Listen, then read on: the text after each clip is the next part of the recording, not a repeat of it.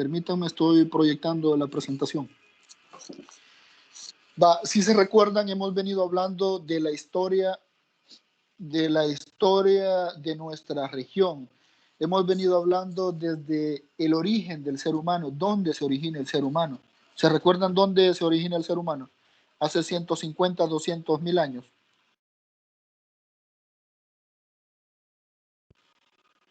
Si no mal recuerdo, fue en África. Si no mal recuerdo, fue en África por la llamada la Eva milenial, creo que es. La Eva mitocondrial. Mitocondrial, exacto. Correcto, vean. Todos, absolutamente todos los seres humanos tenemos nuestra cuna en África, independientemente seamos negros, chinos, blancos, colochos, pelo lisos, absolutamente todos tenemos nuestra cuna en África. Pero ¿por qué es que hay blancos, negros, chinos, etcétera? Eso también lo comentábamos en las primeras clases. No sé si me ayudan, por favor.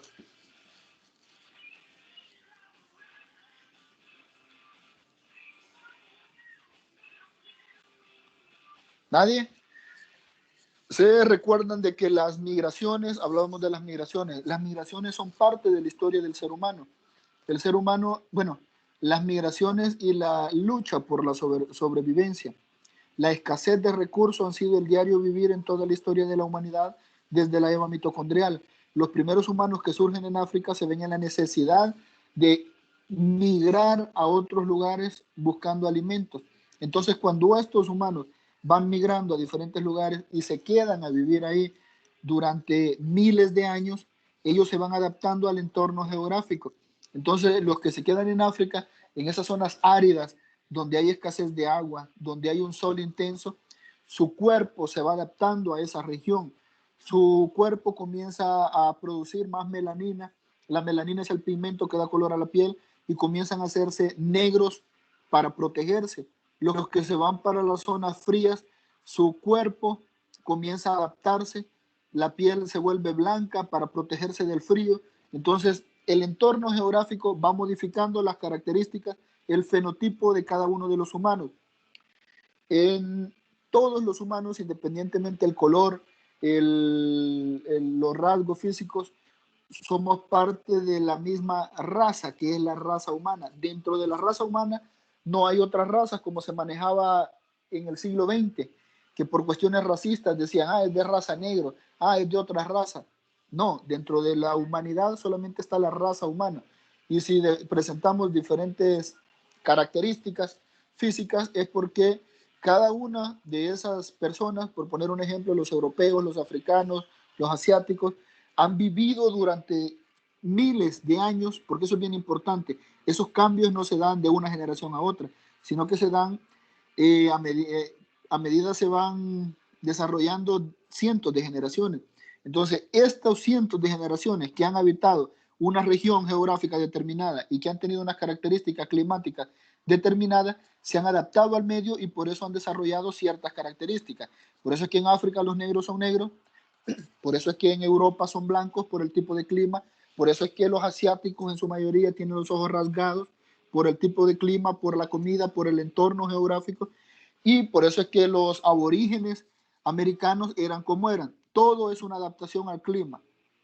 Toda la humanidad, independientemente del color, independientemente del tamaño, independientemente de cómo son los ojos o el tipo de pelo, todos pertenecemos a una misma raza que es la raza humana, los Homo sapiens. Entonces, hablábamos de que estas migraciones permiten que se vayan poblando los diferentes continentes.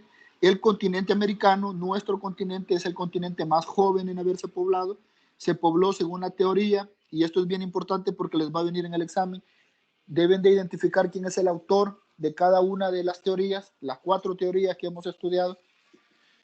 Decíamos de que el continente americano es el más joven. Se pobló según la teoría monorracial de Hardrika hace unos 12.000, 14.000 años, en la última glaciación que se da, que se llamaba Wisconsin.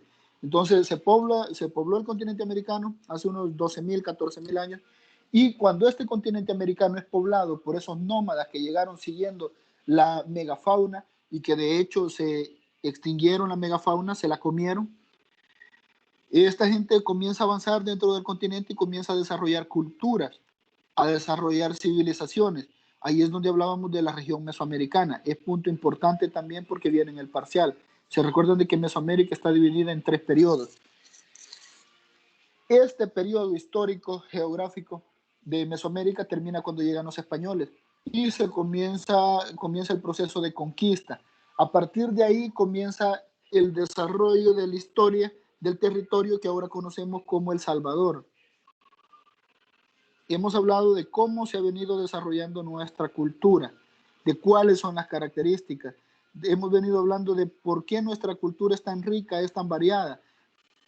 A partir de la idea de los españoles, el mestizaje que se da, el sincretismo cultural, la unión de esos elementos culturales de europeos, la unión de los elementos culturales de los pueblos aborígenes, la unión de los elementos culturales de los africanos que venían como esclavos. Entonces, por toda esa unión, por toda esa mezcla cultural, es que nosotros tenemos una cultura tan rica. Nosotros no somos indígenas, nosotros no somos europeos, nosotros no somos africanos, sino que somos la mezcla de todo eso.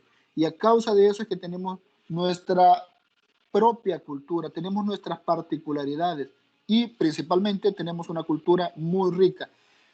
¿Pero qué es cultura? Tenemos ahí en la lámina proyectada. Voy a dar un minuto para que lo lean, por favor.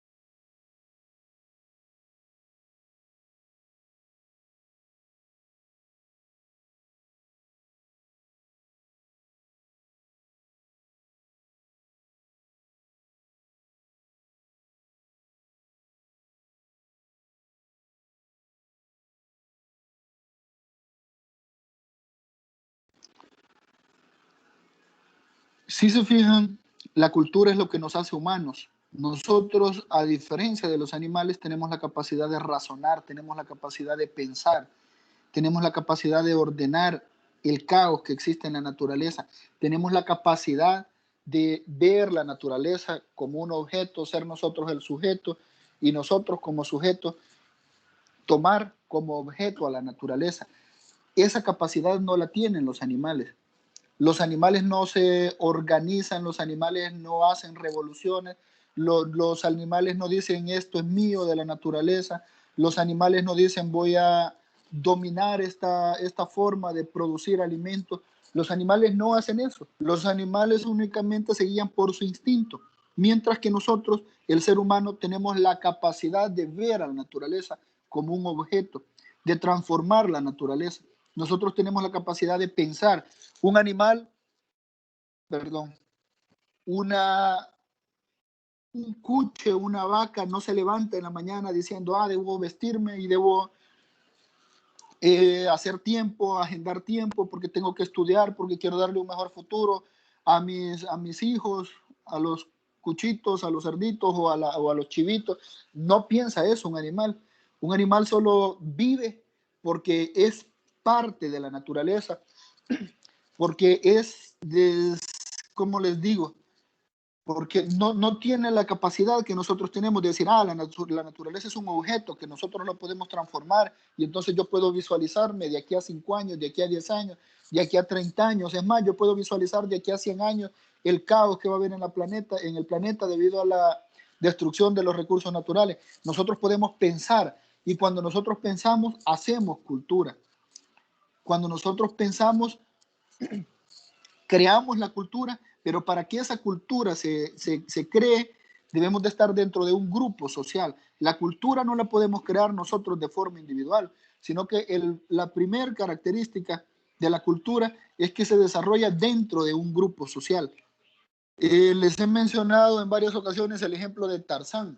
Si nos ponemos a pensar cuáles serían los patrones, los elementos culturales que Tarzán, es un ejemplo así muy, muy burdo, pero para que nos hagamos una idea, ¿cuáles serían los patrones culturales de Tarzán? Si Tarzán no se cría con ningún ser humano.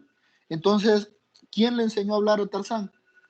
Es imposible o en las caricaturas solamente, no sé si habla, yo nunca he visto la película realmente, pero si lo analizamos desde el concepto científico de cultura, Tarzán no se comportaría como humano, porque no tendría esa capacidad de razonar. Muy probablemente una sola persona no la logra desarrollar en toda una vida, porque la cultura es transmitida, la cultura nosotros la aprendemos, y la cultura es todo, absolutamente todo, lo que el ser humano hace pensándolo, lo que el ser humano hace ordenando la naturaleza. La naturaleza es la frontera, o la naturaleza es el punto hasta donde llega la cultura. Lo natural no es cultural, y todo lo cultural es donde el ser humano ya ha intervenido la naturaleza. Entonces, si nos ponemos a pensar en Tarzán, que vive con los monos, con los simios, entonces no tiene cultura. Entonces, ¿qué va a comer Tarzán? ¿Cómo va a ir al baño Tarzán? ¿Qué va a pensar Tarzán? ¿Cómo va a ver a otra persona Tarzán? No tiene toda esa capacidad de pensar. ¿Y por qué no tiene toda esa capacidad de pensar? Porque no se ha desarrollado dentro de un grupo social. Entonces, no tiene elementos culturales que lo identifiquen. Nosotros sí tenemos elementos culturales que nos identifican. Y de hecho, que hay un punto bien interesante. Históricamente se ha creído el concepto vulgar de cultura, es de que la cultura o la persona culta es únicamente las personas que saben filosofía, que saben poesía, que tienen gusto por la música clásica, que se visten muy bien, que son elegantes. Vulgarmente se cree que eso es la cultura. Vulgarmente, y de hecho vamos a ver que históricamente se cree de que las élites son las únicas que tienen cultura. Voy a hacer un paréntesis acá. Cuando se da la República Cafetalera, después de la reforma agraria de 1881, donde le quitan la tierra a los campesinos e indígenas, la República de El Salvador entra en un periodo de bonanza económico gracias al café. Se conoce como República Cafetalera, que va desde 1876 hasta 1931. El país estaba bien económicamente.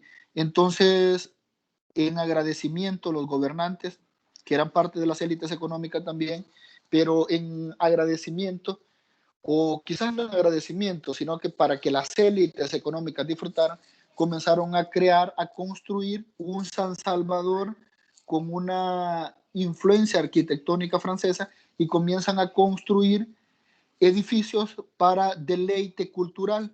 En esta República Cafetalera, allá a finales del siglo XIX, inicios del siglo XX, es que se construye el Palacio Nacional, el Teatro Nacional, el Teatro de Santa Ana. ¿Y para qué se construyen todos estos inmuebles con gran riqueza cultural y bien bonitos, así con el estilo neoclásico?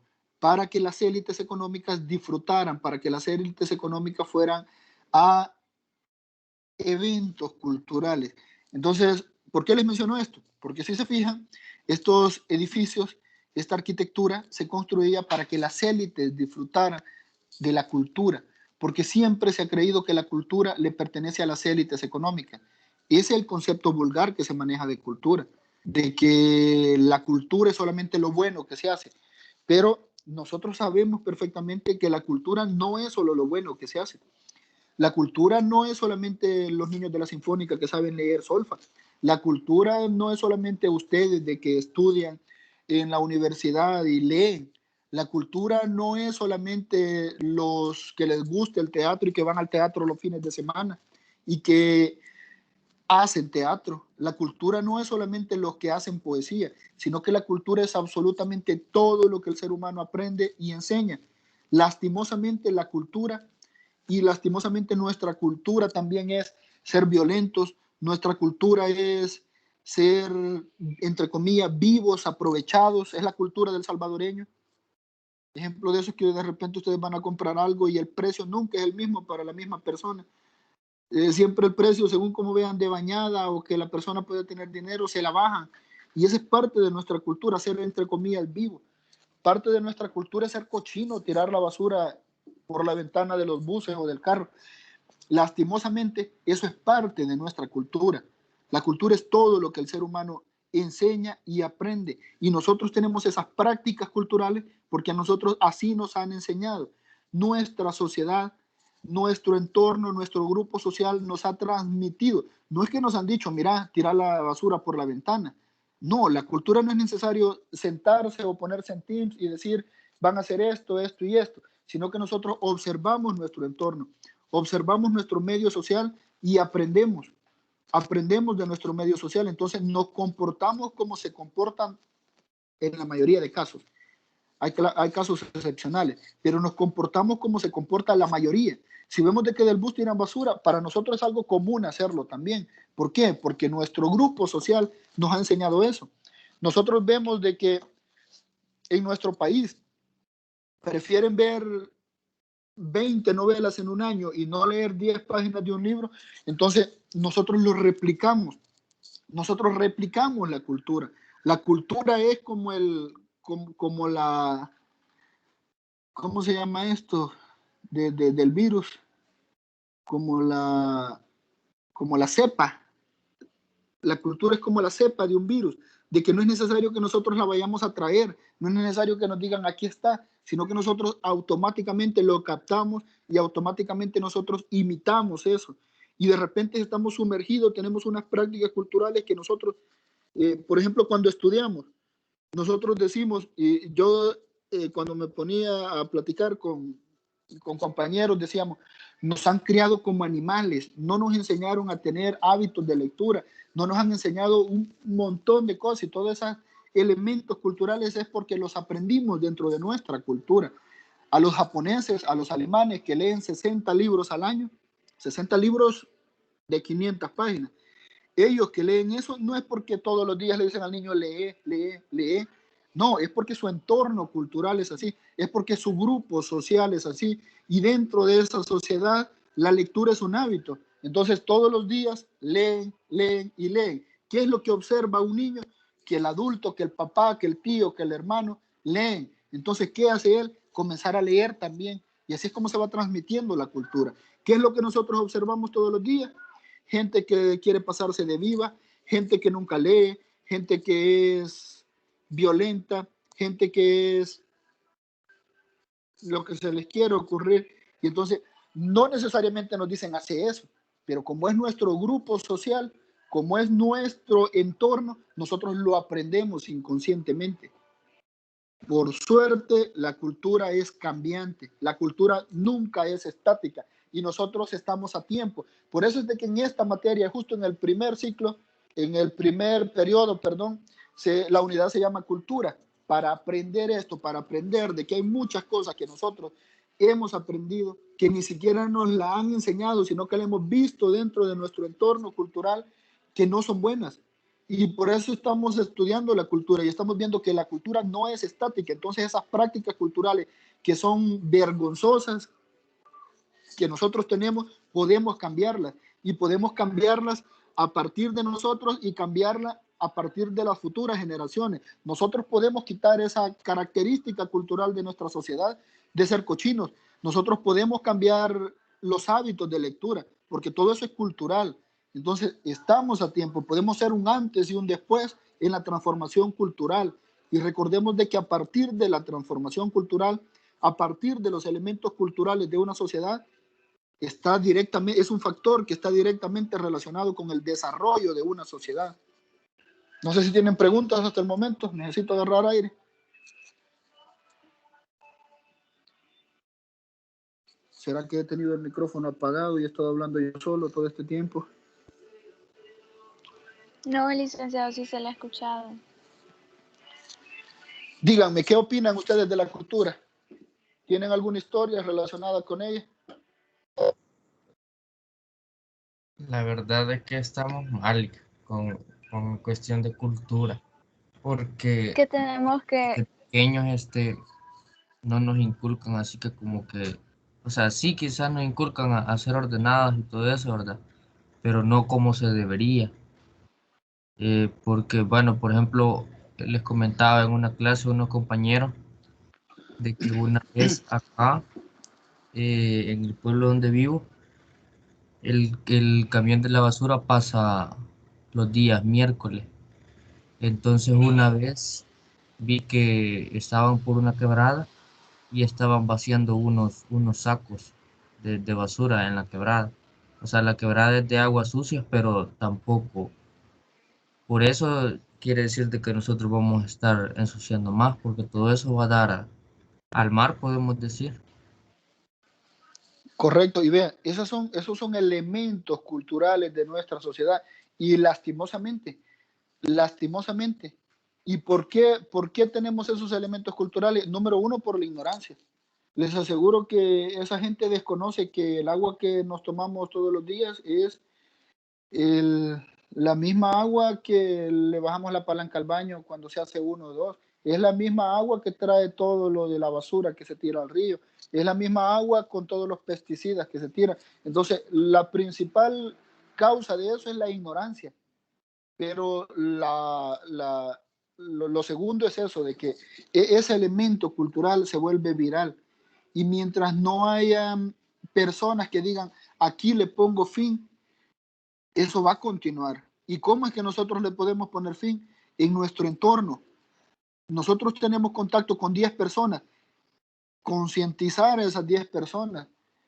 Si el carro de la basura pasa un día, no podemos ser abusivos, tenemos que respetar a los demás, no podemos sacar a amontonar la basura y luego que enfrente de una casa y el pobre que vive en la casa cerca de donde pasa el camión tiene la gran volcán de basura.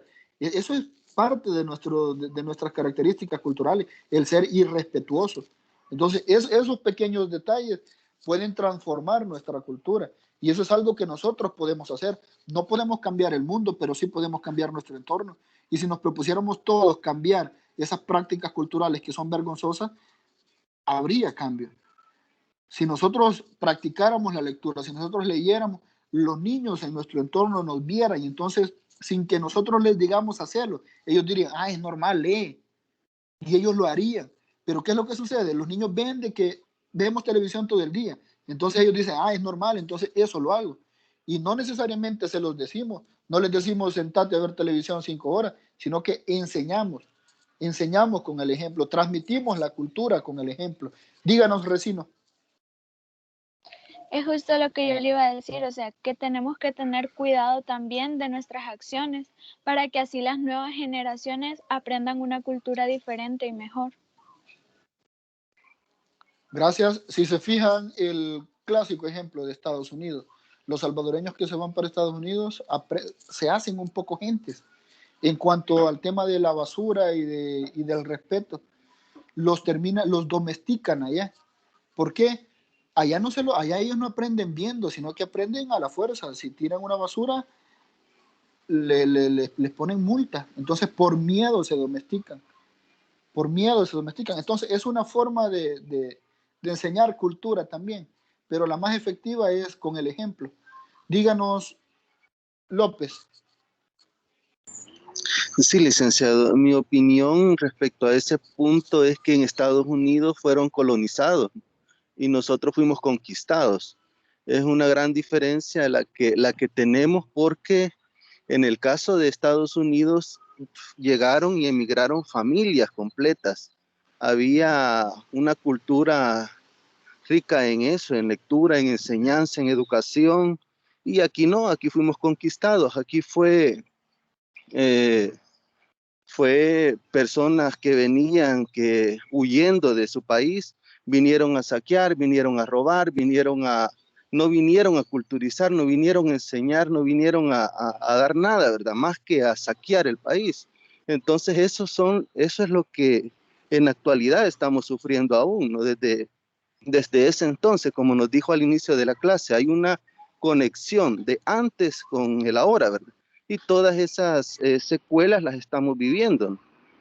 Sin mencionar también de que en el caso de los gobiernos no se han enfocado en mejorar eso, en ayudarle a los en educación, ¿verdad? En la primera, en la infancia, para que ellos puedan también iniciar a cambiar esa actitud y esa mala cultura que traemos de mucho tiempo atrás, ¿verdad? Esa sería mi opinión, dices.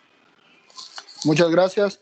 Vean, es correcto, eso lo discutíamos hace unas cuantas clases, de que en el caso de Estados Unidos, recordemos de que el norte del continente es colonizado por puritanos, por religiosos, entonces llegan familias. Entonces, allí hubo una segregación. A los pueblos originarios los ponen a vivir aparte, mientras que aquí a nuestra región llegan españoles, llegan mercenarios, llegan gente que su trabajo era venir a conquistar, su trabajo era venir a saquear.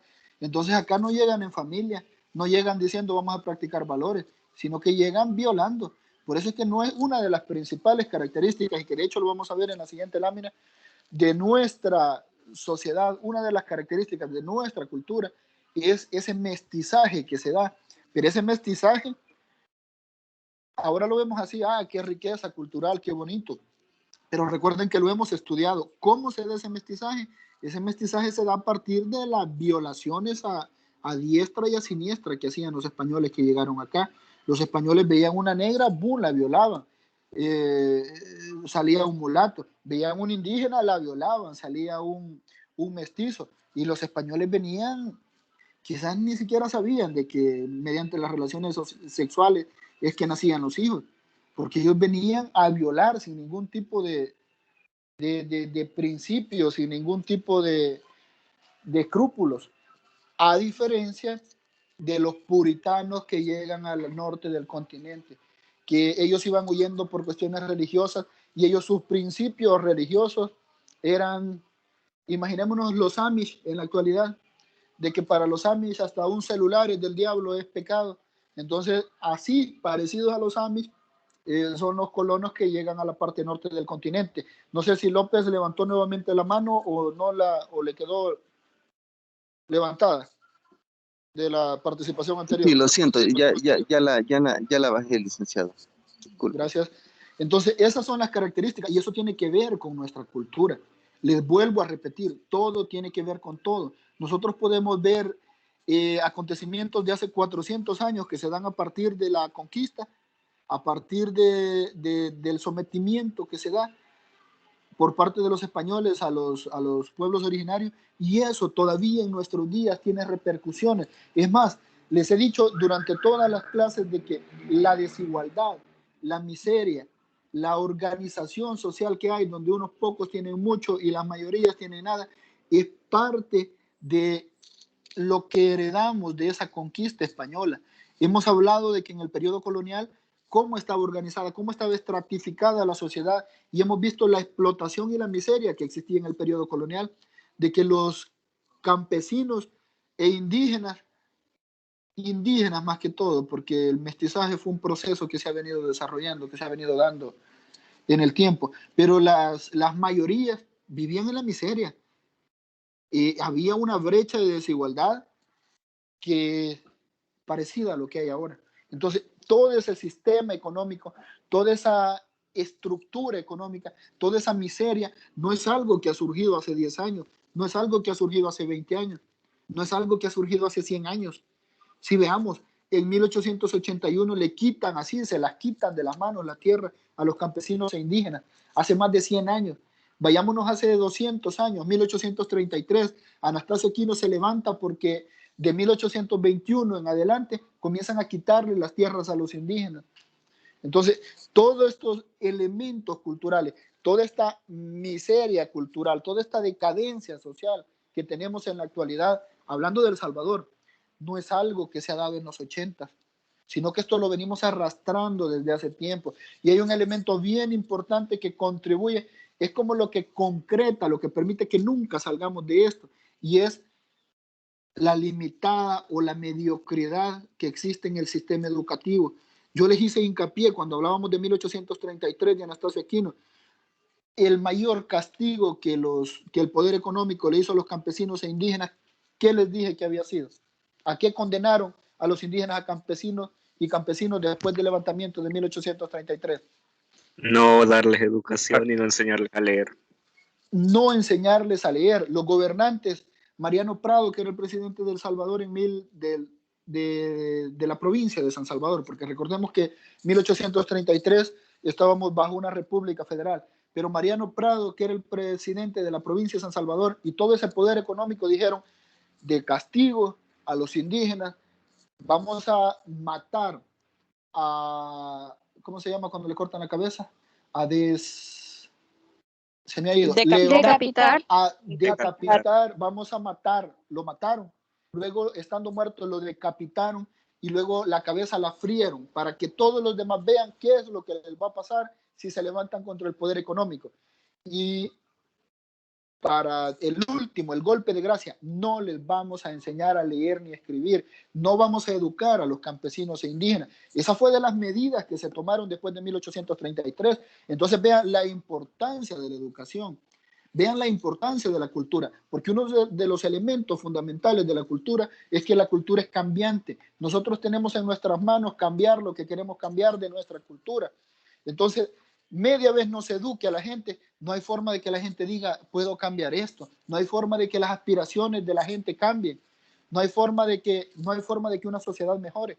Entonces, algo que ha sido fundamental para que nuestra sociedad sea tan miserable es la falta de educación. Y les he hecho mucho hincapié en eso.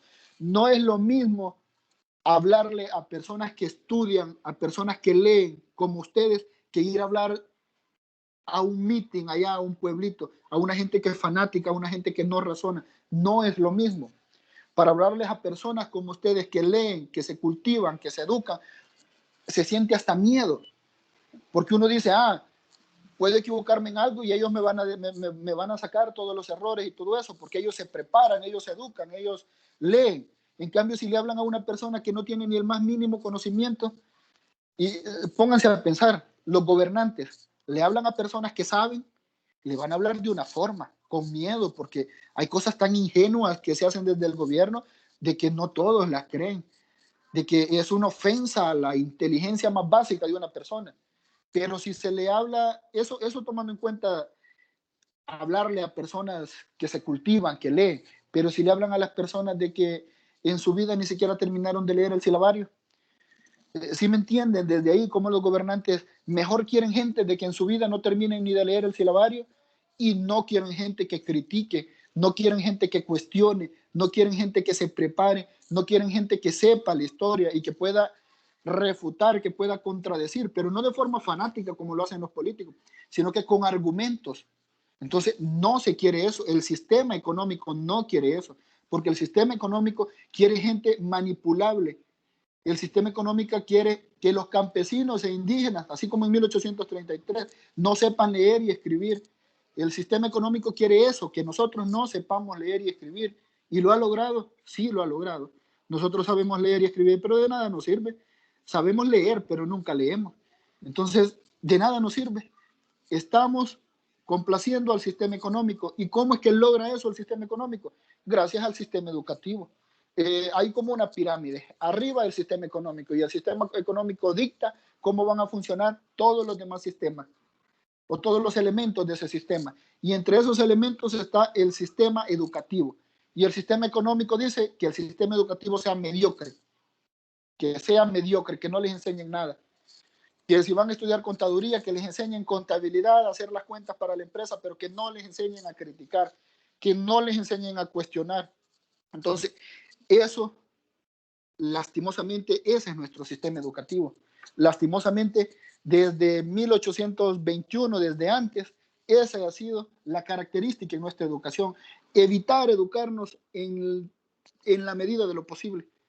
Evitar educarnos, que ni siquiera, si los gobiernos desearían que nosotros no supiéramos ni leer, para solo ir a trabajar y sí, luego llegar a la casa a ver televisión, luego levantarse a trabajar el siguiente día, que nos paguen, ir a gastar todo el dinero, endeudarnos con las tarjetas en los bancos, ni siquiera entender cómo funciona el sistema financiero. Eso es lo que quieren los gobiernos. Gente tonta. Pero les digo, para eso es esta materia. Y si esta materia no marca un antes y un después en la forma de pensar de ustedes, por gusto fue la materia. Porque ese es el objetivo de esta materia. No es agarrar las cosas de forma romántica, que esta es la más bonita y que nos va a cambiar y todo. No es con cuestiones de romanticismo que vamos a idealizar la materia, sino que es algo tan básico como enseñarnos es importante pensar, es importante. Lo primero que vimos en esta materia fue la alegoría de la caverna de Platón. Nosotros podemos ver la realidad de dos formas. La realidad que únicamente solo se percibe por los sentidos, lo que yo veo, lo que yo escucho, todo el show que hay allá afuera, o la realidad crítica, la realidad razonada. Entonces nosotros elegimos si queremos ser un fanático más, si queremos ser parte del vulgo. El vulgo en términos sociales es la mayoría de personas que no destaquen nada. Entonces nosotros podemos decidir si queremos ser parte del vulgo, los que no destacamos en absolutamente nada, sino que solamente somos bultos, o si queremos ser los que vamos a dar inicio a un cambio de nuestra sociedad, con pequeños cambios, y pequeños cambios como leer 10 páginas todos los días de un libro. Con eso no necesitamos dinero, no necesitamos ropa, no necesitamos ni siquiera comprar el libro, sino que en el celular agarrarlo y comenzar con la historia del Salvador, tomo 1, que está gratis en internet, que por cierto es buenísimo, ese libro es buenísimo. La historia del Salvador, tomo 1 y tomo 2 es buenísimo. Está gratis ahí y nunca, ni en las escuelas no se enseña. Quizás nosotros tampoco lo leemos. Con cosas tan sencillas, no vamos a agarrar un libro complejo de filosofía, a leer a Nietzsche o a leer a Hegel o a leer a Kant. No, con cosas básicas podemos comenzar y ahí estamos transformando nuestra cultura. Ahí estamos rebelándonos contra el sistema. La mejor forma de rebelarse contra el sistema no es ir a manchar, a destruir propiedad privada. La mejor forma de rebelarse contra el sistema es educarnos. Vean, las características de la cultura. Ya más o menos mencioné unas características de la cultura. Ahora entramos. Este punto es bien importante. Esta lámina, presten atención. Más en las últimas láminas del PowerPoint vuelve a aparecer esta, porque esta clasificación necesito que le prestemos mucha atención. Luego le explico, pero ahorita vamos con las características de la cultura. Vean, la cultura no es una sola en el mundo, sino que la cultura es distinta. De hecho, es distinta la cultura entre una familia y otra familia. De hecho, en una familia, un hijo que se casa tiene diferente cultura al hermano que vive en otra casa. Entonces, la cultura, cada quien tiene elementos culturales que son propios, que son característicos. Existe la cultura general. En el caso de nosotros, creo que aunque no seamos salvadoreños, hay materias donde hay gente que no es salvadoreña, pero aunque no seamos salvadoreños, nosotros nos entendemos. La cultura general nosotros fácilmente la entendemos. Un salvadoreño o una persona que vive en este país sabe de que en septiembre todos de azul y blanco a celebrar ¿qué? La independencia. Entonces son elementos culturales generales. Es una cultura general, una cultura que viene desde el Estado, desde el gobierno, que se enseña. Nosotros, aunque no sean salvadoreños, no sé si hay alguno que no sea salvadoreño, pero nosotros entendemos de que cuando decimos, tengo ganas de pupusa, sabemos de que es algo característico de todo el país y es algo que nos identifica, es parte de nuestra cultura general. Independientemente de las características o de las prácticas culturales que tengamos en nuestro departamento o que tengamos en nuestro municipio, en nuestra casa, cuando hablamos de pupusas, es algo que todos entendemos. Ya si comenzamos a bajarnos o a ver más en detalle, si hablamos de pupusas en San Miguel, vemos de que es diferente. Ya hay elementos culturales totalmente diferentes. El curtido es diferente, la salsa es diferente. Entonces vemos como la cultura, hay una cultura general y hay culturas específicas. Y esa cultura específica va bajando, bueno, vamos de lo general, que es los elementos culturales que se manejan a nivel de país, hasta la cultura específica, que es la forma propia de pensar en cada uno de nosotros. Que no importa que tengamos 5 hermanos, cada uno pensamos totalmente diferente. Es más, estamos en la misma clase todos acá, en el mismo curso, pero nosotros tenemos diferentes formas de pensar, nosotros tenemos diferentes formas y diferentes enfoques, y ese enfoque está determinado por un sinfín de factores, entre ellos lo que estudiamos. La forma de ver la cultura no es lo mismo de un informático que de un administrador de empresas. No es la misma forma de ver la cultura, hablando, reduciéndolo acá al curso, a la materia, a los 78 inscritos que hay.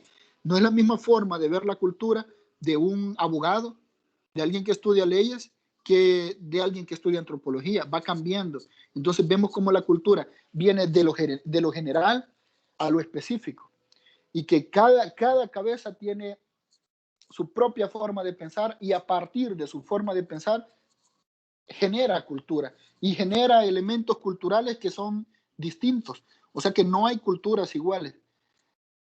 El otro elemento importantísimo de la cultura, que lo ejemplificaba con Tarzán, es el hecho de que la cultura es aprendida.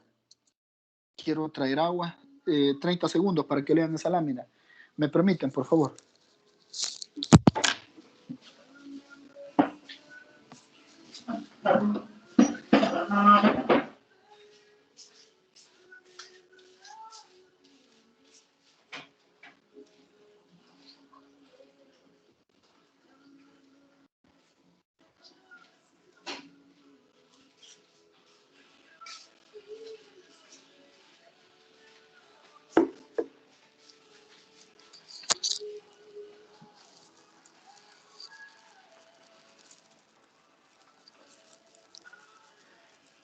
Si se fijan, lo que mencionábamos, que ya hemos venido mencionando, hemos estado hablando de esto un buen rato, que la cultura es aprendida y que hay cosas que nosotros aprendemos inconscientemente en nuestro entorno cultural. Entonces, así como nosotros aprendemos ciertas prácticas culturales que no nos sentimos orgullosos de ellas, así nosotros tenemos la capacidad de decir, esto lo cambio y lo hago de distinta forma. Tenemos esa capacidad y como la cultura es compartida, nosotros podemos transmitir eso. Los que tienen hijos pueden transmitírselo a sus hijos. No necesitan tener el cincho a la mano y decirle, lee o educate. No, solamente lo hacen y automáticamente se está transmitiendo la cultura. La cultura es simbólica. Este elemento es bien importante. Vean, cada una de las culturas tiene sus propios simbolismos. Yo siempre pongo el ejemplo del mal de ojo. El mal de ojo en nuestro país, no sé si todos saben acerca del ojo, que le hacen ojo a los niños. ¿Sí o no? Sí, licenciado. Sí. Sí. Vean, esta Que le ponen cuestión de una la pulsera roja. pulserita y todo eso. Este es el mejor ejemplo, bueno, para mí es el mejor ejemplo de cómo explicar el simbolismo de la cultura. A los niños les hacen ojo cuando están chiquitos, tiernitos. Si alguien los ve y le han hecho ojo y todo ese elemento, toda esa construcción, toda esa teoría que se construye en torno al mal de ojo. Si a alguien le hacen ojo, cuando está grande va a volver a hacer ojo. Entonces cuando le hacen ojo a los niños les da vómito, diarrea y todo eso. Pero la forma de contrarrestar el mal de ojo es poniéndole unas chibolitas rojas con un ojo de venado, como que se llama una semilla, y ya con eso, ¡boom!, evita que le hagan ojo. Entonces, vean este ejemplo de simbolismo. Nosotros, como salvadoreños, entendemos eso porque quizás en nuestra familia alguien le dio ojo, quizás algún vecino le dio ojo, o quizás hemos escuchado a los abuelos hablar acerca del mal de ojo. Entonces, estamos familiarizados y nosotros entendemos el simbolismo. Nosotros vemos un niño tierno, no sé cómo se llaman, bebé o neonato, y lo vemos con la pulserita roja. Nosotros, alguien nos pregunta qué es eso y nosotros podemos hacer una gran explicación en torno a una pulserita roja, lo que significa, lo que puede provocar si no anda eso. Y a partir de ese pequeño símbolo, nosotros podríamos dar un tremendo sermón de explicación.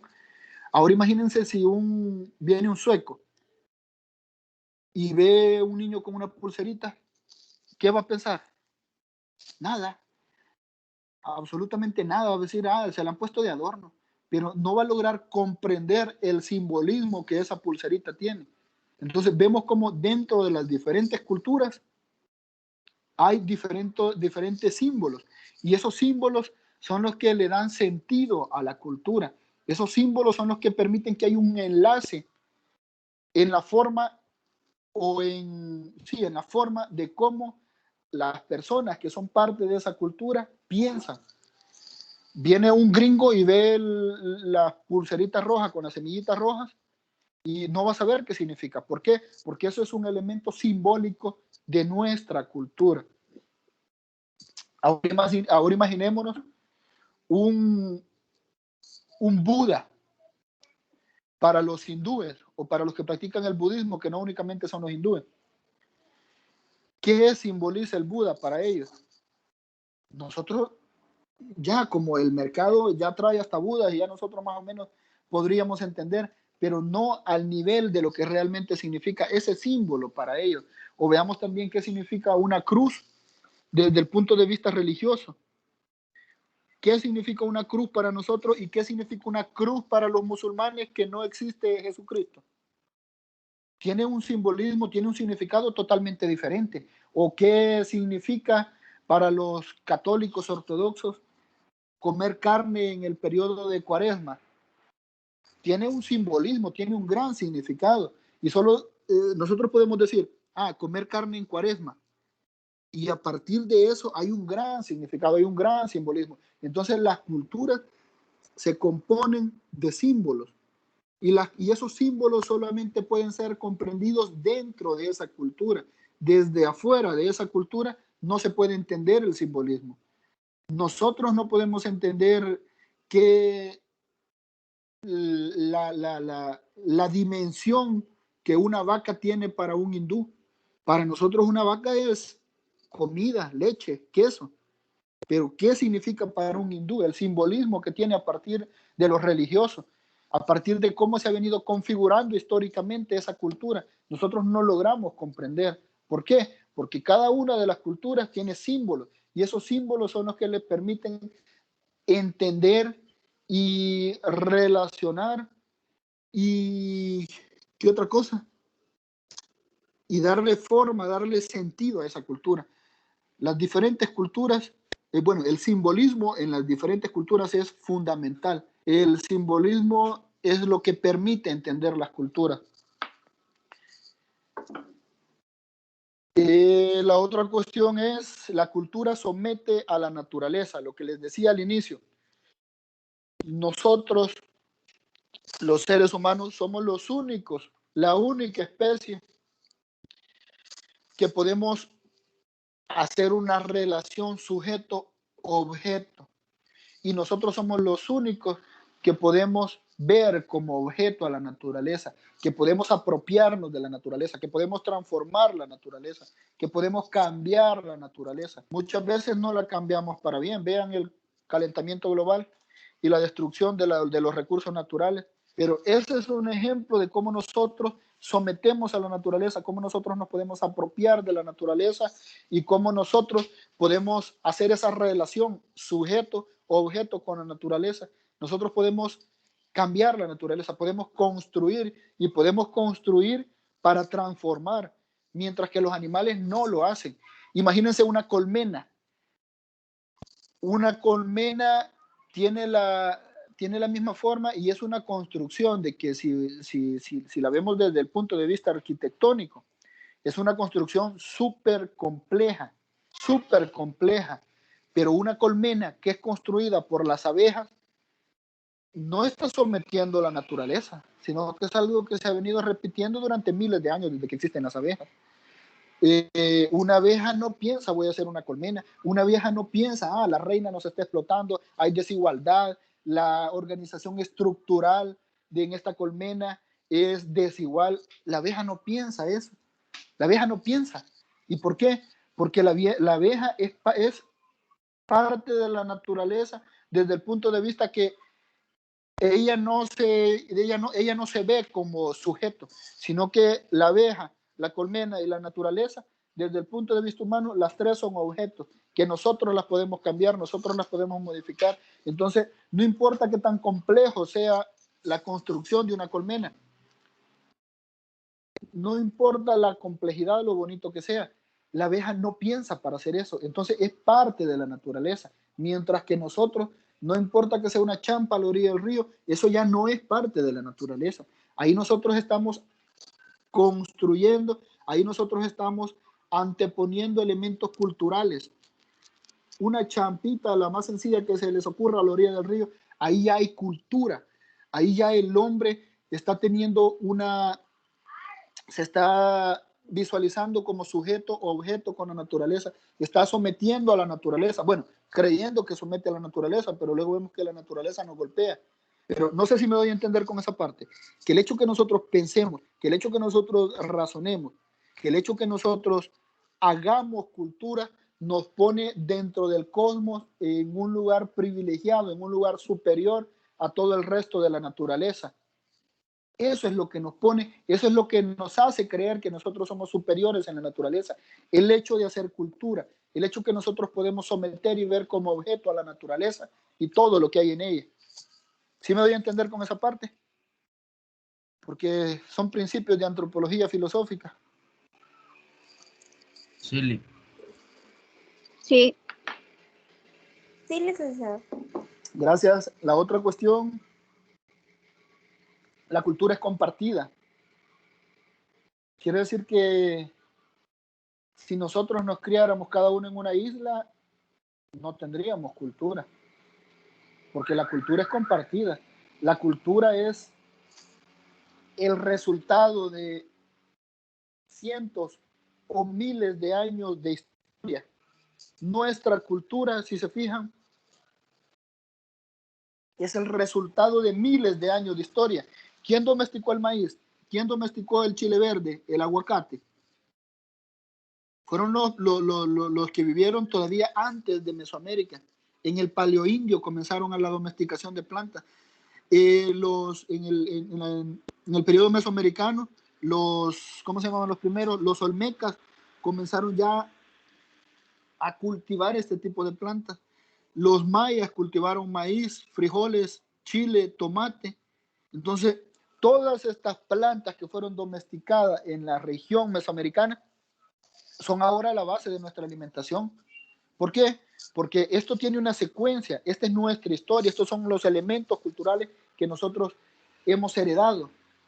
Esto es lo que se nos ha compartido culturalmente, es nuestra herencia cultural. El maíz no es la base de la alimentación de los peruanos. ¿Y por qué no es la base de la alimentación de los peruanos? Porque no es su historia, no es lo que se domesticó en su región, porque la base de la alimentación de los peruanos es la papa. ¿Y por qué la base de la alimentación de los peruanos es la papa? Porque culturalmente es lo que se desarrolló en esa zona. Y lo que se transmitió, lo que se compartió culturalmente es eso. La base de la alimentación de nosotros es el maíz. Y nosotros, sin decirle a los niños, mira, la base de la alimentación de nosotros es el maíz, así que por eso comes tortilla. No, sin decirle. Nosotros comemos tortilla, los niños comen tortilla y así se va transmitiendo, se va compartiendo ese elemento cultural. Y esos elementos culturales es lo que se nos ha venido transmitiendo, compartiendo durante cientos o miles de años. Si se fijan, los chinos tienen su propia cultura, sus propios elementos culturales. Y dicen los chinos, una cultura milenaria. ¿Por qué? Porque tienen miles de años de tener esas prácticas culturales, que por cierto son bien importantes, porque eso es lo que nos da identidad. Un pueblo que no tiene identidad es un pueblo como una pluma de que en el aire se la llevan para donde quiera. La identidad cultural es sumamente importante y la identidad cultural está en peligro en nuestra sociedad porque nosotros fácilmente somos transculturizados. Ese concepto es bien importante, de hecho aparece en rojo en unas láminas más adelante. Aculturización y transculturización, apúntenlo porque son preguntas de examen.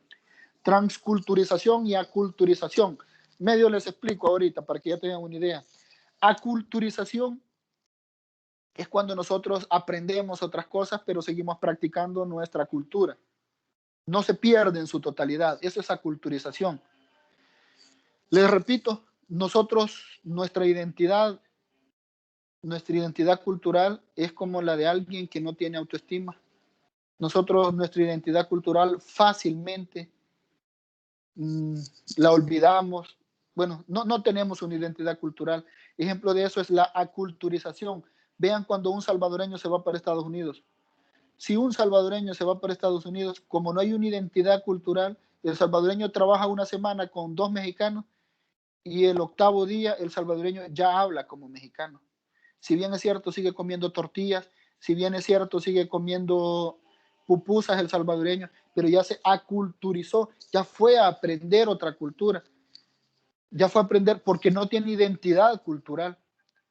Pongan a un mexicano a trabajar con 10 salvadoreños. Los salvadoreños, los mexicanos, a diferencia de nosotros, sí tienen identidad cultural. Los mexicanos han trabajado la identidad cultural. Los mexicanos se sienten orgullosos de sus raíces. Los mexicanos se sienten orgullosos de su comida. Nosotros no hemos trabajado. El gobierno, desde el Estado, no se ha trabajado la cuestión de la identidad cultural. Imagínense el ejemplo, un salvadoreño, imagínense 10 salvadoreños trabajando con 2 mexicanos. Los 10 salvadoreños vienen hablando como mexicanos.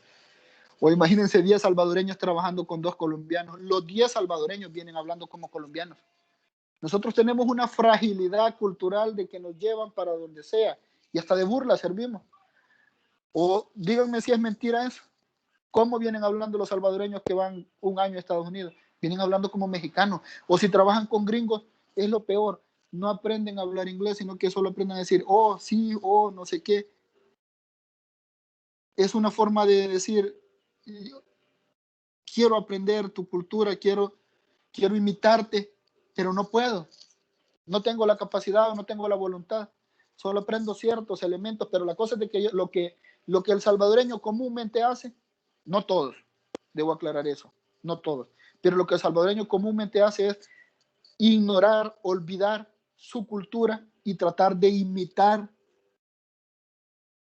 otras culturas.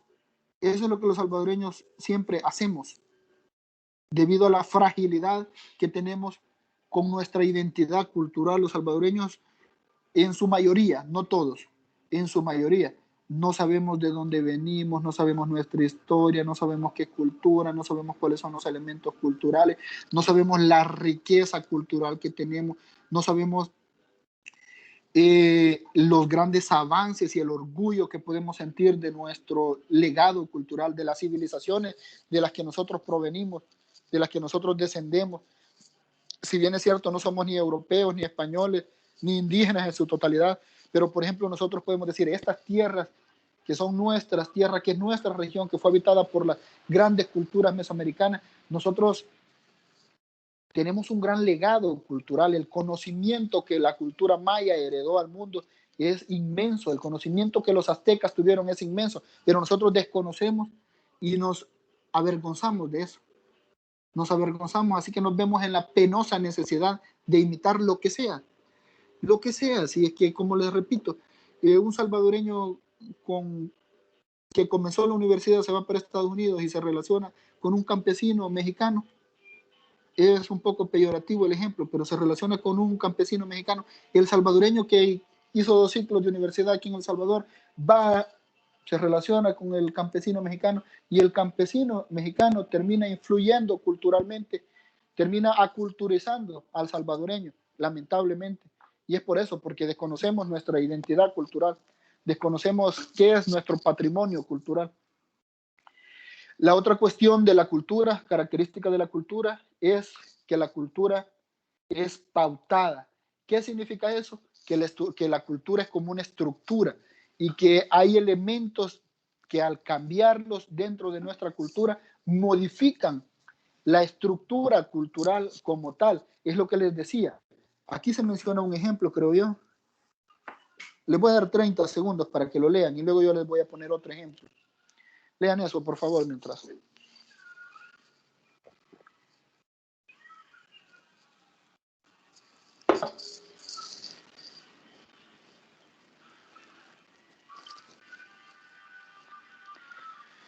Vean, eso es pero importantísimo y ese es el rayo de luz, lo que nos da esperanza dentro de nuestra cultura, que nosotros podemos cambiarlas y que las culturas son sistemas pautados, que si cambiamos una costumbre, se cambia todo. Si nosotros de repente decimos, voy a leer, voy a tomar el hábito de la lectura, voy a culturizarme, eso va a ser un elemento que puede transformar toda la cultura, porque la cultura está pautada, la cultura funciona como una estructura. Entonces, si nosotros cambiamos eso, si nosotros decimos, yo ya comprendí de que el sistema educativo es mediocre, yo ya comprendí de que no voy a esperar que en la universidad me eduquen, no voy a esperar que en la universidad me enseñen todo, voy a ser mi autodidacta, entonces voy a comenzar a estudiar de verdad, de forma autodidacta, voy a tomar en cuenta que el sistema educativo es mediocre y entonces yo me voy a educar por cuenta propia. Ese acto dentro de la estructura cultural en la que nosotros vivimos va a tener repercusiones en su familia, va a tener repercusiones en su entorno. Cuando usted tenga conocimiento y sea culto, los que están cerca de usted van a percibir eso, van a notar eso y eso va a ser influencia positiva. Entonces, eso es un elemento importante de la cultura, que la cultura está pautada y que un cambio dentro de esa estructura cultural provoca cambios en la cultura, en la estructura de toda esa sociedad. ¿Qué otra cosa? La gente utiliza creativamente la cultura, los niveles de la cultura que más o menos los tocamos, decíamos de que había cultura nacional, cultura internacional. Si se fijan, la cultura internacional podríamos ponerlo como ejemplo los ODS. Los ODS son de la ONU y es una forma, si se ponen a pensar, los 17 ODS es lo que la ONU, son patrones culturales que la ONU quiere establecer a nivel mundial. Si estamos en sintonía todos con los ODS, Objetivos del Desarrollo. ¿Se recuerdan que es de los ejes temáticos de investigación de cátedra? Les voy a enviar un video sobre los ODS y por favor préstenle mucha atención. Pero bien, hay varios grupos que están trabajando sobre ese eje temático de los Objetivos del Desarrollo, los ODS. Entonces, si se fijan, ese podría ser un ejemplo de cultura mundial. La ONU tiene esos 17 ODS y pretende cumplirlos para el 2030. Entonces, prácticamente lo que la ONU quiere es de que todo el mundo esté en sintonía con esas prácticas culturales, con los ODS. Ese sería el ejemplo de la cultura internacional. La cultura nacional, ya pusimos el ejemplo de septiembre. Y ya las culturas particulares o las subculturas. Que en las subculturas las subculturas son pequeños grupos con prácticas culturales distintas dentro de un grupo cultural. Ejemplo de eso podría ser los rockeros en nuestra cultura. Hay una cultura de país y dentro de esa cultura de país hay un grupo de personas, digamos, pongamos este ejemplo con los rockeros, que tienen elementos culturales, tienen prácticas culturales propias de esa subcultura, pero están dentro de otra cultura. Están dentro de la cultura salvadoreña, pero tienen prácticas culturales de características peculiares, particulares, que son lo que practican los rockeros. Entonces, los rockeros podrían ser un ejemplo de subcultura. Tienen su propia forma de ver la vida, tienen sus propios elementos culturales, pero dentro de otra cultura. Luego hay dos conceptos que son bien importantes: el etnocentrismo y el relativismo cultural. Vean, lo que les decía, cada cultura es simbólica y entonces cada cultura tiene su propia forma de interpretarse. No podemos nosotros interpretar la cultura hindú en función de nuestro simbolismo y en función de nuestra cultura, porque cuando se hace eso, se está haciendo etnocentrismo. ¿Qué es el etnocentrismo? Es ver a otras culturas, es criticar a otras culturas a partir de mis prácticas culturales. Fue lo que hicieron los españoles cuando vinieron a invadir y a conquistar América. Los españoles llegan y ven que los indígenas no usaban ropa. Como los españoles usaban ropa, dijeron, estos qué pecados, son del diablo, pongámosle ropa, porque si andan sin ropa es malo. ¿Pero es malo para quién? ¿Para los indígenas o es malo para los españoles que tenían una cultura totalmente diferente? Y era malo para los españoles, pero los españoles estaban juzgando desde su cultura la cultura de los indígenas, de los pueblos nativos. Entonces, eso es etnocentrismo, juzgar otra cultura a partir de la moral, de la ética que se ha impuesto en mi cultura. Vienen los españoles y dicen, permítame,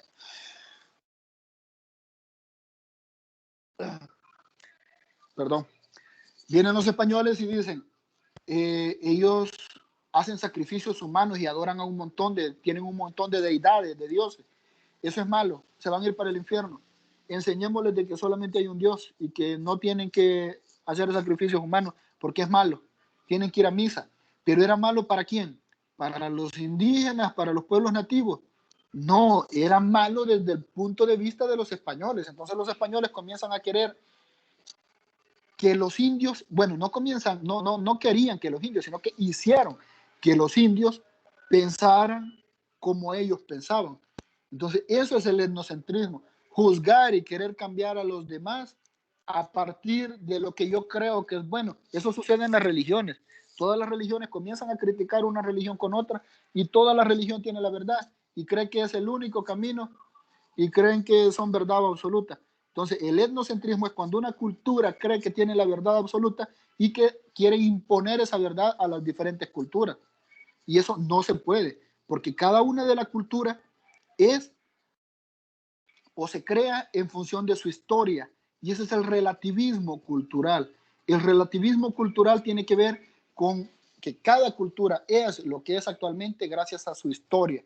Entonces, no podemos juzgar, no podemos decir, ¿por qué los musulmanes no usan papel higiénico?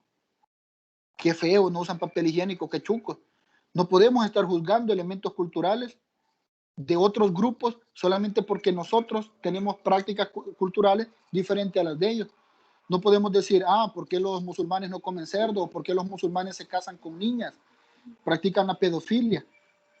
Y eso es algo que se ve mal desde nuestra cultura, pero otras culturas que tienen cientos o miles de años y que se han formado a partir de su historia, esos son los elementos que la componen. Entonces, nosotros no podemos juzgar a partir de nuestra cultura. Debemos de tener claro de que existen diferentes culturas y que cada cultura es el resultado de su historia. Nosotros somos el resultado de nuestra historia. Las características culturales de la sociedad salvadoreña es el resultado de cientos de años de historia, de miles de años de historia, porque por un lado tenemos lo que comemos, trae miles de años de historia, por otro año tenemos la estructura social de miseria que tiene cientos de años de historia, pero si se fijan, nosotros somos el resultado de nuestra historia. Lean los conceptos porque, bueno, no puedo estar leyendo las láminas. Si leo las láminas no hablaría yo y no las explicaría. Así que las láminas, por favor, ustedes las leen después. Yo ni siquiera me he venido fijando lo que dicen las láminas. Luego tenemos diferentes conceptos de cultura. Vean, definir cultura es difícil porque la cultura tiene diferentes definiciones. El concepto de cultura es ambiguo. Hay un montón de conceptos de cultura y no significa que estén mal. No sé si en esta sección tuvimos un foro donde ustedes dieran su propia definición de cultura. A partir de las definiciones que hay de cultura, si no lo hicimos, por favor ustedes escriban su propia definición de cultura y tengan la lista para el examen. Les decía de que definir el concepto de cultura como tal es ambiguo. Entonces existen un sinfín de definiciones de cultura y están buenos, todos están buenos, pero uno se inclina a un lado a ciertos elementos, otro a otros elementos. Para nosotros, desde la primera clase, con el concepto que más nos identificamos o el que vamos a tomar es el concepto de cultura de Edward Taylor. ¿Se recuerdan? Edward Taylor, el antropólogo de que en 1871 define la cultura. Hace más de 130 años, Edward Taylor dice, cultura es esto. En la siguiente lámina está. Pero hay otros conceptos de cultura. Tenemos el de Edward Taylor es el que estamos viendo, ¿verdad? Taylor decía que la cultura o civilización en sentido etnográfico es aquel todo complejo que incluye conocimiento, creencias, lo que nosotros creemos es parte de nuestra cultura, de que nos va a jugar la ciguanaba o que el cadejo nos va a ir a cuidar, o las niñas, las mujeres, de que el cipitillo les viene a tirar piedra. Esa es parte de nuestras creencias. El arte es parte de nuestra cultura, esa herencia cultural de de los olmecas, esa herencia cultural de los mayas, los sitios arqueológicos y todos esos elementos artísticos que nos han heredado es parte de nuestra cultura, las costumbres de que ahora se mezcla lo religioso, eso es parte de nuestra cultura, es parte de nuestra historia. Vean, ¿por qué tenemos esas prácticas religiosas? Ah, por nuestra historia. 1492, la conquista española, se mezcla, hay un sincretismo religioso, se mezclan las prácticas religiosas politeístas de los nativos con las prácticas religiosas católicas de los conquistadores, los hábitos, las costumbres, las capacidades adquiridas, siempre y cuando, aquí vean, Taylor al final dice, cuando se es miembro de una sociedad. Todo esto que Taylor menciona, el todo complejo que incluye conocimientos, creencias, arte, la moral. Desde la moral nosotros podemos decir, los musulmanes qué malos son, se casan con niñas de 13 años. Pero esa es nuestra construcción. Esa es la moral dentro de nuestra cultura. Si nosotros hubiéramos nacido en Arabia Saudita, la ética y la moral fuera en función de la cultura de Arabia Saudita, en función de la cultura árabe. Entonces a veces nosotros emitimos juicios de valor. Bueno, nosotros siempre emitimos juicios de valor en función de nuestra cultura. Pero recordemos de que nuestra cultura es la que determina los principios morales y los principios éticos. Y la cultura de los árabes es la que determina sus principios morales y sus principios éticos. Entonces, el concepto de Taylor, si se fijan, tiene que ver con todo, con absolutamente todo lo que nos rodea. El arte, la moral, el derecho. Por ejemplo, las leyes tienen que ver con nuestra historia. Las leyes, las constituciones que se vienen modificando, esas constituciones tienen que ver con la historia, tienen que ver con la historia de conquista, tienen que ver con la historia de estratificación social, tienen que ver con la historia de las relaciones de poder y de la explotación. Por ejemplo, el concepto de propiedad privada y las reformas agrarias. Las instituciones que existen tienen que ver con nuestra historia. El Centro Nacional de Registro existe desde las reformas liberales de 1881, cuando se da la reforma agraria que le quitan las tierras a los indígenas. Entonces, las leyes, los hábitos, las costumbres, todo tiene que ver con nuestra historia y todo desemboca en nuestras prácticas culturales, en nuestra cultura, en qué somos culturalmente. El concepto de cultura, según Taylor, es con el que nosotros trabajamos. Este concepto de cultura, por favor, léanlo. Pocas cosas les digo que las memoricen, pero este concepto de cultura, memorícenlo, para que memorizándolo ustedes puedan analizar cada uno de sus elementos. Estamos trabajando con el concepto de cultura del antropólogo inglés Edward Taylor. Tenemos el de Framboas, lo leen ustedes después porque ya estamos sobre tiempo. Tenemos el de Malinowski, tenemos el de Marvin Harris, conceptos de cultura, ¿verdad? Y el de ustedes va a ser el más importante. Definan un concepto de cultura en 50 palabras. Tenemos el concepto de cultura de Anthony Giddens y tenemos la cultura salvadoreña, que ya hemos venido hablando. ¿Qué es la identidad nacional? Lo leen, por favor. Ya más o menos lo hablamos. Y aquí, si se fijan, están los dos conceptos, transculturización y desculturización. ¿Qué es el patrimonio? El patrimonio cultural es la herencia que tenemos de todos esos miles o cientos de años de historia. El patrimonio cultural es lo que comemos. Nuestra comida es parte de nuestro patrimonio cultural. El patrimonio cultural es lo que hablamos. El sometimiento lingüístico por parte de los españoles es parte de nuestro patrimonio cultural. Es nuestra herencia cultural. Si bien es cierto que es a causa del sometimiento que los españoles hacen en los indígenas, pero es parte de nuestro patrimonio cultural. La desigualdad, incluso la desigualdad es parte de nuestro patrimonio cultural porque está ahí como lo intangible. Las leyes que fomentan la desigualdad es parte de nuestro patrimonio cultural. Y la lámina que les decía, ¿cómo se divide el patrimonio cultural? ¿Cómo se divide el patrimonio? El patrimonio se divide en dos, el patrimonio natural y el patrimonio cultural. El patrimonio natural es la riqueza natural que tenemos. Hemos hablado en clases anteriores de que, por ejemplo, el lago de Coatepeque es un lago catalogado como de los más bonitos a nivel mundial. El lago de Ilopango es un volcán que hizo erupción allá en el año 550 más o menos, y que hizo una gran erupción de que explotó y dejó ese gran cráter, y que las cenizas de Ilopango llegaron hasta Groenlandia, y que incluso se pensaba que la civilización maya había desaparecido a causa de la explosión que hizo Ilopango. Entonces, esa riqueza natural es parte de nuestro patrimonio, es algo de lo que nosotros podemos sentirnos orgullosos. Ilopango, de hecho en Ilopango es que murió, venía a bucear el dueño de la marca Nike, y ahí murió en Ilopango el dueño de la marca Nike, por la inmensa riqueza natural que representa Ilopango. Ilopango es una majestuosidad, y viéndolo desde el punto de vista de destrucción, Ilopango es un monstruo. Hubo un tiempo que se creía que Ilopango había acabado con toda una civilización, no en El Salvador, sino que en la región. Entonces, es parte de nuestro patrimonio natural. Y tenemos el patrimonio cultural. El patrimonio cultural está dividido en dos: en patrimonio cultural tangible y en patrimonio cultural intangible. Lo tangible es lo que se puede tocar. Por ejemplo, tenemos la iglesia El Pilar de San Vicente, que es una iglesia que se construyó hace cientos de años en el periodo colonial.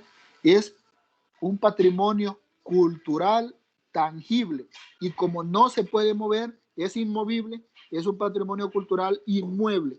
Luego tenemos ahí en Santa Leticia, ¿se recuerdan cuando hablábamos de los olmecas? Tenemos unos gordinflones que pesan toneladas, pero sí se pueden mover. Entonces es parte de nuestro patrimonio, pero como se puede mover, es un patrimonio cultural tangible, mueble. Tenemos la carta no sé dónde está lo de la independencia y todos esos documentos, pero esos documentos, como se pueden tocar, son parte del patrimonio cultural tangible, mueble, que se puede mover. Tenemos, por ejemplo, las pirámides de los sitios arqueológicos, serían patrimonio cultural tangible, mueble o inmueble. Las grandes pirámides de San Andrés serían muebles o inmuebles. Inmuebles. Inmuebles. Inmuebles, correcto. Inmueble. El Palacio Nacional también sería parte del patrimonio inmueble. El Palacio Nacional es parte de nuestra historia. Al inicio de la clase les comentaba en qué contexto se construye el Palacio Nacional y para quiénes. El Teatro Nacional también es parte del patrimonio cultural tangible inmueble. Y luego tenemos el patrimonio cultural intangible. ¿Cuál es el patrimonio cultural intangible? Son las ideas, son lo que nosotros no podemos tocar. Por ejemplo, la lengua. Nosotros hablamos español y nosotros tenemos regionalismo. Entonces, ese elemento de nuestra cultura, la lengua, es parte de nuestro patrimonio cultural intangible. La religión es parte del patrimonio cultural intangible. Y vean, en torno a la religión podríamos pasar hablando todo el día, pero ya se terminó la clase. ¿Desde cuándo tenemos esta religión? ¿Por qué nuestra religión, que en su mayoría, bueno, El Salvador es un estado laico, pero que su religión es el catolicismo? Podríamos hablar por qué es el catolicismo, y nos remontamos nuevamente a la conquista de los españoles y al sometimiento y a los principales propósitos que los españoles traían, que era cristianizar, y comenzamos a hablar cómo se impone el cristianismo ante las religiones politeístas de los pueblos originarios. Y podríamos, como les repito, pasar hablando todo el día acerca de la religión, del patrimonio cultural intangible, que es la religión, y también ahí en el intangible, patrimonio cultural intangible, entran los mitos, las leyendas, la ciguanave, el cipitío, la música, el folclore que nos identifica, es parte del patrimonio cultural intangible. Los mitos y el patrimonio, bueno, aquí están las definiciones: tangible mueble, tangible inmueble, patrimonio intangible y mecanismos de cambio cultural, que ya lo hablamos también, la culturización, ese concepto presten atención, y la transculturización y el sincretismo cultural. El sincretismo cultural sí no lo hemos tocado, les he hablado de sincretismo religioso. ¿En qué consiste el sincretismo cultural? Nosotros somos el mejor ejemplo de sincretismo cultural. El sincretismo cultural es cuando se da una mezcla de distintas culturas. Un ejemplo de sincretismo cultural podría ser el Día de la Cruz, donde se mezcla la religión de los pueblos originarios con la religión católica. Si se fijan, la cruz siempre es de giote porque representa a un dios ¿cómo se llama este dios? Es el descarnado, quiero ver. Se me ha ido el nombre del dios, ¿cómo se llama? Pero representa un dios de los pueblos originarios del politeísmo y a la vez es una cruz que representa el catolicismo Entonces vemos cómo se da esa mezcla. Sincretismo es sinónimo de mezcla. Hay un sincretismo cultural. Nosotros mezclamos las diferentes culturas. Las pupusas de queso, las pupusas es un ejemplo de sincretismo cultural. ¿Por qué? Porque ahí estamos mezclando dos culturas. Nuestra cultura milenaria mesoamericana que domesticó y dio origen al maíz, y la conquista, la invasión española que trajo las vacas. Aquí no habían vacas, por lo tanto, ni habían cerdos, por lo tanto no había chicharrón ni queso. Y entonces ahora nuestro plato típico son las pupusas. Los indígenas no comían pupusas de queso, porque antes de la llegada de los españoles acá no habían vacas. Los indígenas no comían pupusas revueltas, porque antes de la llegada de los españoles no habían cerdos y no había chicharrón. Entonces, a partir de la llegada de los españoles es que se comienzan a dar esas mezclas culturales. Llegan, traen los cerdos y traen las vacas, y ya había maíz aquí, y resulta la pupusa. Y la pupusa es ahora nuestro plato típico, pero si se fijan, es en parte indígena y en parte española, porque el chicharrón y el queso es algo que aportan los españoles. ¿Alguien levantó las manos? Sí, licenciado, disculpe, yo quiero hacerle una pregunta. Dígame. Respecto a lo que está hablando de que si es un patrimonio tangible y todo eso. Y disculpe mi ignorancia, pero, por ejemplo, documentos importantes así como la firma de los acuerdos de paz y cosas así, esos también pasarían a ser como parte del patrimonio cultural de nuestro país. Sí, de hecho, ahorita estoy...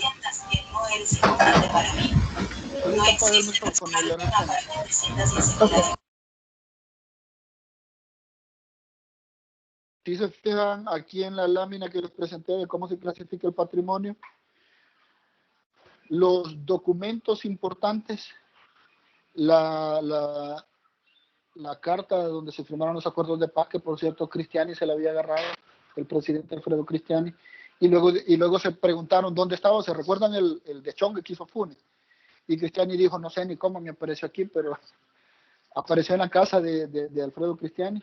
Y ese es parte de nuestro patrimonio y es parte del patrimonio cultural, porque recordemos de que el patrimonio natural es donde el ser humano no tiene nada que ver, no interviene. Nosotros, los que vivían allá en 550 cuando hubo erupción Ilopango, no tuvieron absolutamente nada que ver, sino que solo es parte de nuestro patrimonio natural donde vivimos, de nuestra región. Pero el patrimonio cultural es lo que nosotros transformamos. Entonces, el patrimonio cultural tangible, en el caso de la firma de la carta esta, sería parte del patrimonio cultural tangible, porque lo podemos tocar y lo podemos mover. Entonces se clasifica como patrimonio cultural tangible, mueble, porque lo podemos mover. Si la tienen en el Palacio Nacional, ahí hay dos ejemplos de patrimonio cultural tangible: la carta y el palacio. La carta se puede mover, se clasifica como mueble. El Palacio Nacional es un ejemplo, ¿verdad? No es que esté ahí. El palacio no se puede mover, es un inmueble. Entonces, creo que le respondo a su pregunta, ¿verdad? Sí es parte del patrimonio cultural y es parte, según su clasificación, es parte del patrimonio cultural tangible mueble. ¿Alguien más tiene pregunta? Porque ya les quité 13 minutos. Después me van a evaluar más cuando les toque evaluar, me van a decir que siempre les robaba el tiempo. Quiero evitar eso. Lick, prácticamente nuestra cultura es mueble, ¿verdad? Nuestra cultura se compone de todo el patrimonio. Tiene que ver el patrimonio natural, tiene que ver el patrimonio cultural. Nuestra cultura se compone de lo mueble, de lo inmueble, de lo tangible. Un día nosotros, por ejemplo, salimos de la casa en la mañana y nos damos un tour cultural. y encontramos un guía que nos comienza a contar acerca de nuestra cultura, de nuestro patrimonio cultural intangible. Nos cuenta las historias del Cipitillo, de la ciguanaba, nos habla de la religión, nos habla del Día de la Cruz, nos habla de comer torrejas en Semana Santa. Entonces ahí estamos hablando de nuestra cultura, de nuestro patrimonio cultural intangible. Y de repente seguimos hablando de cultura, de nuestro patrimonio ese día, y nos vamos a ver al Palacio Nacional. Y seguimos hablando de que el Palacio Nacional es un patrimonio cultural y que es un patrimonio cultural tangible y que el patrimonio cultural tiene que ver con un periodo cuando se construye, que es República Cafetalera, y que se construye, ya dije varias veces la palabra construye, pero se construye en un determinado contexto de nuestra historia, y como es un bien, como es un edificio, es un elemento arquitectónico, no se puede mover, es un bien inmueble. Pero luego comenzamos a hablar de todo lo que hay adentro del Palacio Nacional y vemos de que hay un montón de cosas que sí se pueden mover. Está la banca donde mataron a Manuel Enrique Araujo, que es parte de nuestra historia, cuando en 1912 matan al presidente Enrique Araujo. Entonces vemos que está ahí la banca, es parte de nuestra historia, es parte de nuestra cultura. Entonces es parte del patrimonio cultural tangible, pero como se puede mover, es parte del patrimonio cultural mueble. También los documentos que hay ahí, etcétera.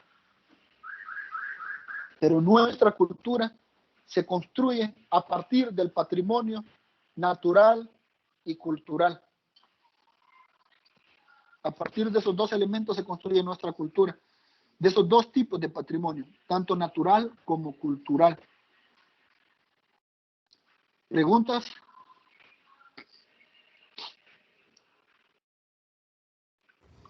¿Nadie tiene preguntas? Todo claro. Todo claro.